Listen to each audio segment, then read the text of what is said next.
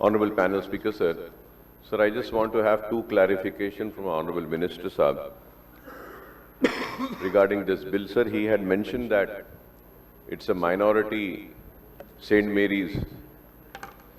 So it is nowhere mentioned whether it is a minority university or a non-minority university. It is just mentioned as a private university. So I have a confusion, so that is why I just wanted to know whether it is a minority or a non-minority, sir, or it is just a private. If it is a minority university, I would like to know with what have you given the minority certificate? If it is a minority university, then what would be the interference of the government in the university?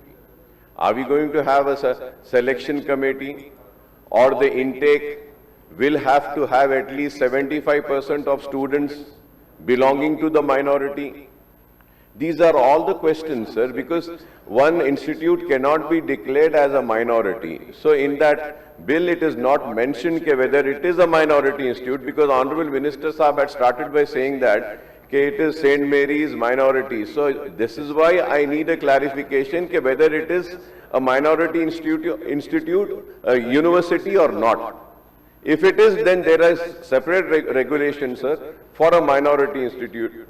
And what would be the interference of the state government? What would be the members from the state government side? How many members would be from the Government of India side? And are they going to follow the UGC norms for it? Selection committee has to be there, and no one could be appointed. These are the regulations which needs to be taken if it's a minority university, sir. Minister. Speaker, sir. గౌరవ సభ్యులు హరీష్ రావు గారు హరీష్ మాట్లాడుతూ హరీష్ బాబు మాట్లాడుతూ he has expressed his concern with regard to growth of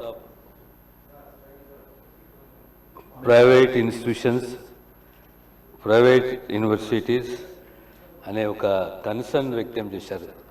speaker sir, to certain extent it's also a fact. Private institutions పెరుగుతున్నాయి, కానీ ప్రభుత్వ responsibility అంతే ఉంటుంది. సాంబశివరావు గారు ప్లీజ్. సాంబశివరావు